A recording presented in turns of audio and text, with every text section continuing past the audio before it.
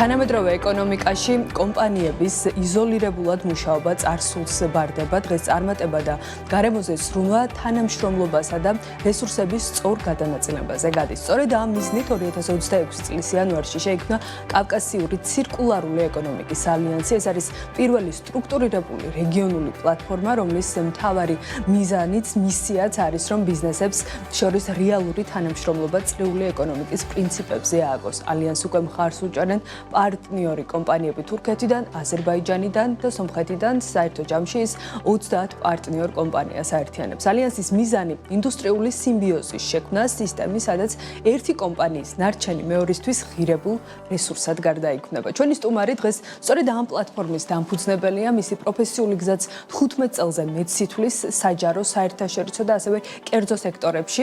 სალომე ქარელი გვერდდება პირდაპირ ეთერში. აქვე იმასაც აღვნიშნავ, რომ სალომე კომპანია Greenpack-ის კომერციული დირექტორია და ასევე 70 კომპანიის გამაერთიანებელი შესაფუთი მასალების კლასტერის თანადამფუძნებელი. მოკლედ, სალომე უკვე აი ამ მრავალი რეგალიით დახუნძლული არის ჩვენთან ერთად და ვუთმობთ მას ჩვენს პირდაპირ ეთერს.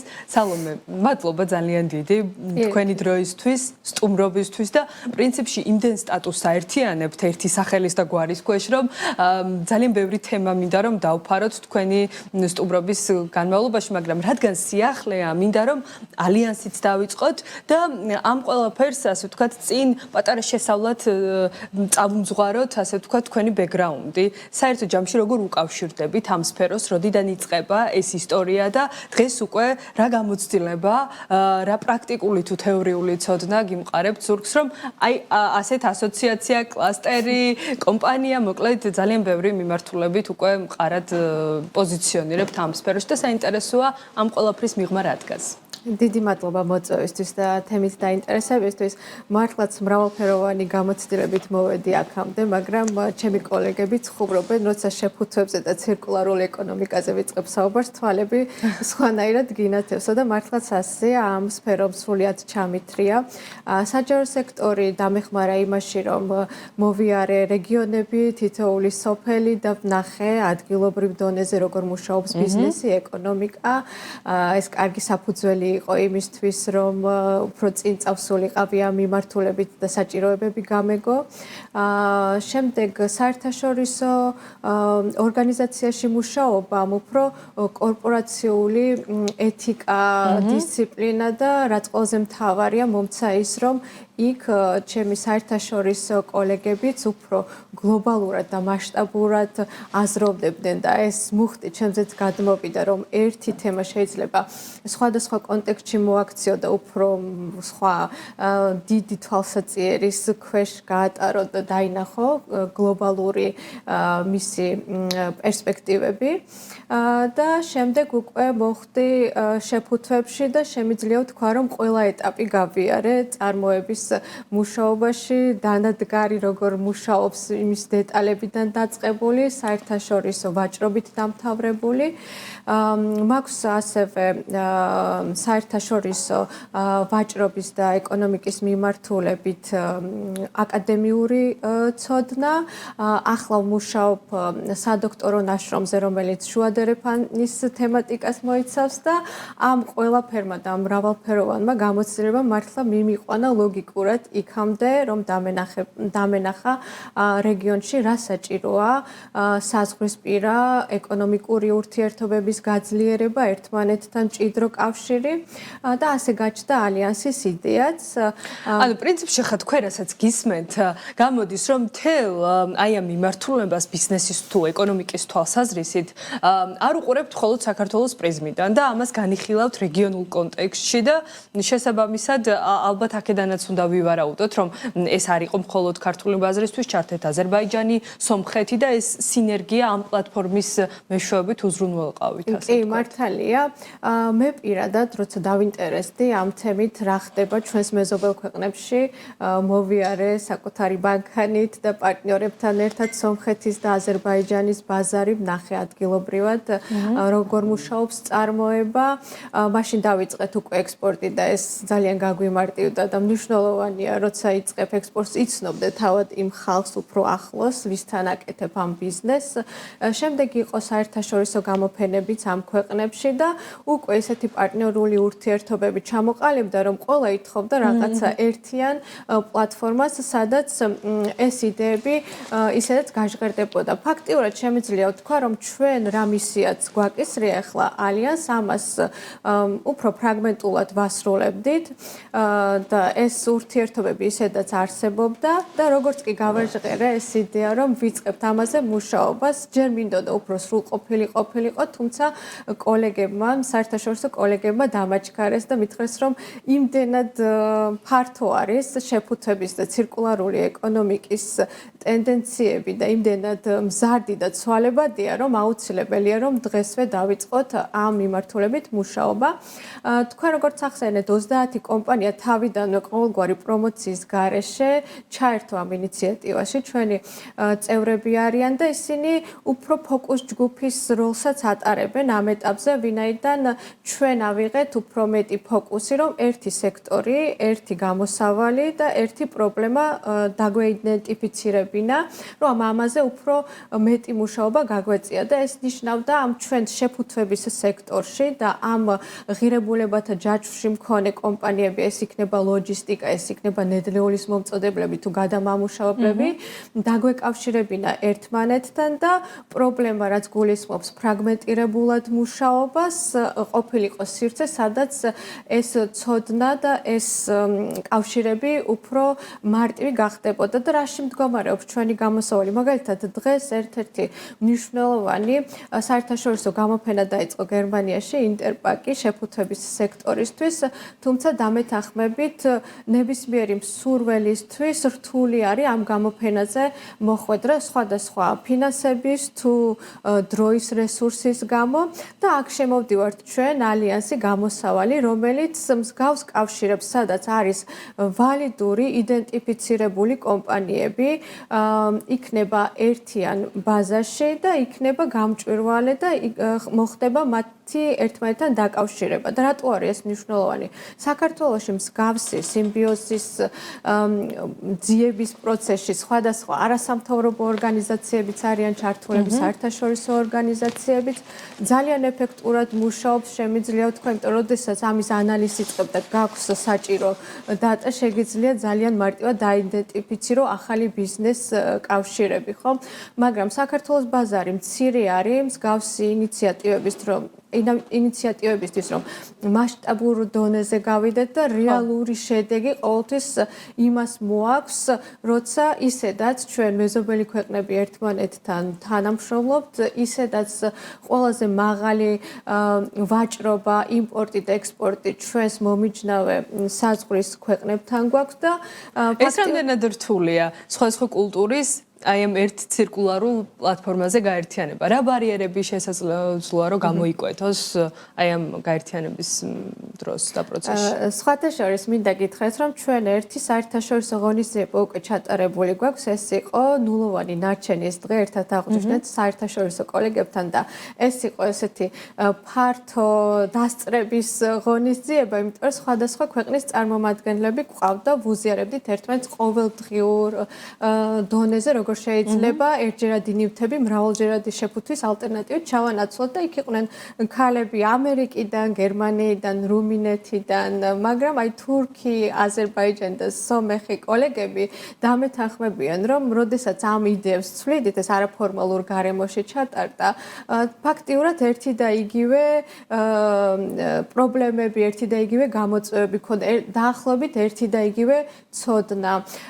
მეტნაკლებად შეიძლება ითქვას, რომ ჩვენი აი ესეთი შეხების წერტილები უფრო ახლოს არის ამ ეტაპზე, ვიდრე დანარჩენი სამყარო, სადაც ცირკულარული ეკონომიკის მიმართულებით უკვე მზარდი ნაბიჯები არის გადადგმული და უფრო მზარდი ეკონომიკა არის ამ მიმართულებით და ჩვენ დაახლოებით და სომხეთი ფაქტიურად ერთ ნაბიჯებს ვდგამთ ამ მიმართულებით. ძალიან საინტერესოა თურქეთის და აზერბაიჯანის გამოცდილებაც და ვფიქრობ, ვინაიდან ეს პირველი ეტაპი არის, ჯერ შეიძლება ითქვას, რომ ეხლა ვიწყებთ ამ სტრუქტურის ჩამოყალიბებას და ამის იდენტიფიცირებას, რამდენად ახლოს ვართ ერთმანეთთან. ეს 30 კომპანია არის ჯამურად აი სამივე ქვეყნის გაერთიანებით მიღებული. და ვინ არიან? ძირითადად რა ტიპის კომპანიები არიან, რა მასშტაბის კომპანიები არიან, წონის, ზომის, ბრუნვის მიხედვით გაზომვადი. რა თქმა უნდა, რიცხვებს არ გთხოვთ, მაგრამ დაახლოებით რომ ვიცოდეთ ეს არის მსხვილი ბიზნესი. ეს არის თავარი მოთამაშეები, ფაქტიურად ისინი არიან, ვისთან უკვე ქონდა ჩვენ კონტაქტი და ამის ნდობა არსებობს, რომ ჩვენთან თანამშრომლობით შეგვიძლია უფრო მაღალ მიზნებსაც მივაღწიოთ და მნიშვნელოვანია, რომ ეს არის ბიზნესის შიგნიდან წამოსული ინიციატივა, ხო? მსგავსი ინიციატივები შეიძლება ჩაიკარგოს ან გარემოს დაცვითი მიმართულებით, ან ასევე მხოლოდ ბიზნეს სექტორში დარჩეს, ეს მრავალფეროვან, ასე ვთქვათ, სტრუქტურას მოიცავს. აქ არიან მონაწილეები, როგორც გადამამუშავებლები, როგორც ნედლეულის მომწოდებლები, შეფუთვების გარშემო გაერთიანებული თითოეული რგოლი ამ ღირებულებათა ჯაჭვში და არასამთავრობო სექტორით სხვათა შორის სომხეთიდან.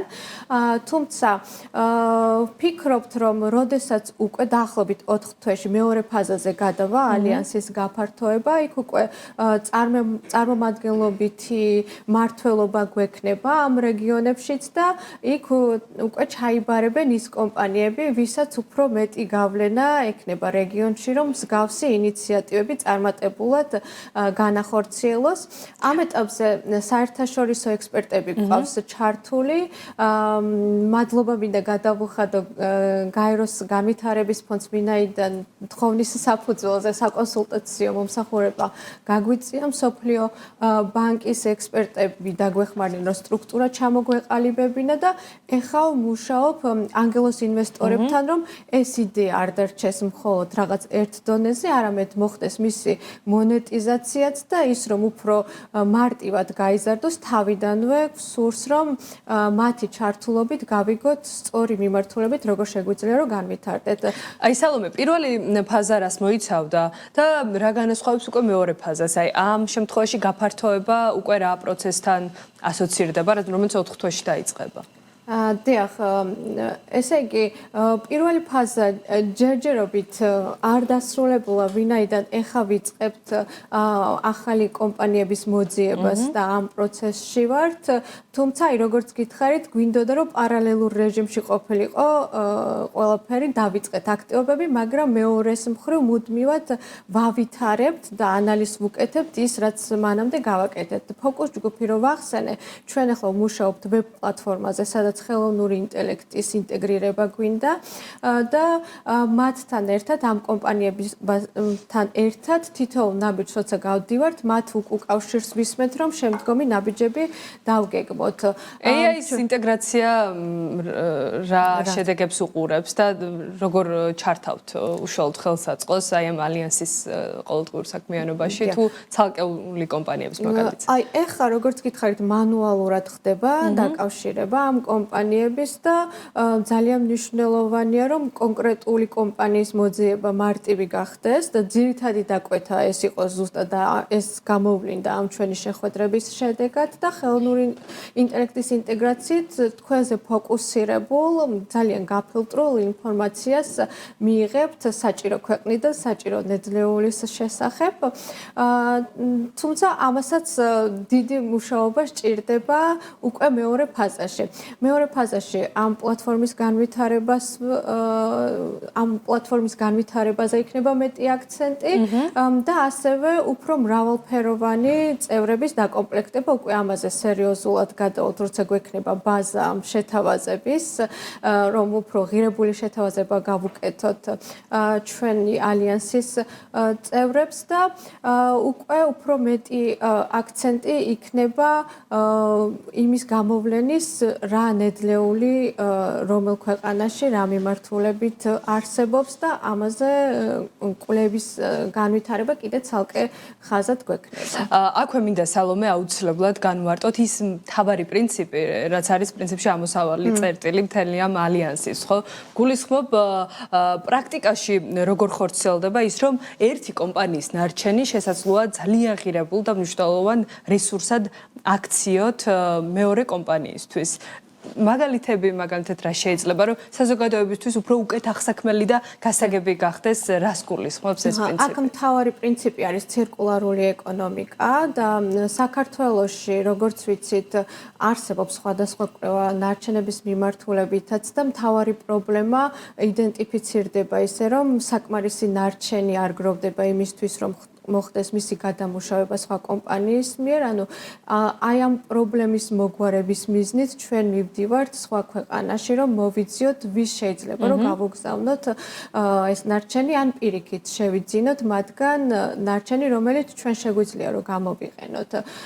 შესაბამისად, როდესაც ხდება ამის კვლევა და უკვე ჩვენ კომპანიებს რატო არის მნიშვნელოვანი, რომ შეფუთვებში უკვე მსგავსი გამოცდილებები გვაქვს ჩვენ კომპანიებს კლასტერში გაერთიანებულ წევრებს უკვე მსგავსი პარტნიორული ურთიერთობები ჰქონდათ იგივე თურქეთთან, იგივე აზერბაიჯანთან, თუმცა ეს ფრაგმენტული იყო და იმის გათვალისწინებით, რომ შეფუთვების სექტორი იზრდება და ჩნდებიან სტარტაპერებიც, რომლებმაც უბრალოდ არ იციან საიდან დაიწყონ, აქ შემოვდივართ ჩვენ მათთვის დასახმარებლად, რომ უბრალოდ ინფორმაცია მივაწოდოთ, ანუ აქ გვაქვს სხვადასხვა ტიპის და სხვადასხვა ზომის საწარმოებისთვის სხვადასხვა სერვისები. თუ ერთის მხრივ არის ეს ინფორმაცია და შემდეგ ამ გაფილტრული სიის მიწოდება, დიდი კომპანიებისთვის ჩვენი შეთავაზება არის ის, რომ სრულფასოვანი კვლევა და ანალიზი კეთდება, რაც ძალიან მნიშვნელოვანია თითოეული დიდი საწარმოსთვის, როდესაც აპირებს ექსპორტის მიმართულებით განვითარებას, კვლევის და ანალიზის საფუძვლებს ვთავაზობთ, ასევე ამ პლატფორმაზე არის რეკლამირების საშუალება, მისი ოპტიმიზაცია, რომ მოხდეს ჩვენი კომპანიების უფრო მეტი წარმოჩინება და მათი პოპულარიზაცია, თუმცა ალიანსში ესეთი თანაბარი მმართველობის სტრუქტურა არის ჩვენი მიზანი და ვფიქრობ, რომ აი ამ მეორე ფაზაზე უფრო ხელშესაღები და ძალიან ცოტა დრო გრჩება და ამ ერთ წუთში მინდა რომ აუცილებლად ვისაუბროთ იმ მიღწევები, გეგმები გავაცნოთ, რაც აქვს შესაფუთვი მასალების კლასტერს, რომელიც უკვე 70-ზე მეტ წევრს ითვლის ამასობაში, ხო, გაიზარდეთ, გამსხვილდით და საინტერესოა შედეგები, მიღწევები და ის მთავარი მონაკარი, რაც დაუგროვდა ამ კლასტერს, როგორ გამოიყურება. კლასტერი თავისი არსით ძალიან მნიშვნელოვანია, რომ არსებობს და გააგრძელებს ფუნქციონირებას, მინდაიდან დაკვეთა თავად წევრებს შორის ძალიან დიდია, რომ სხვადასხვა აქტივობები კვლავ გაგრძელდეს და იმუშაოს. გარკვეული სირთულეები იყო დონორებიდან გამომდინარე, თუმცა ჩვენ შევძელით, რომ ღირებული, ასე ვთქვათ, სერვისების შეთავაზებით მათი რაოდენობა შეგვენარჩუნებინა.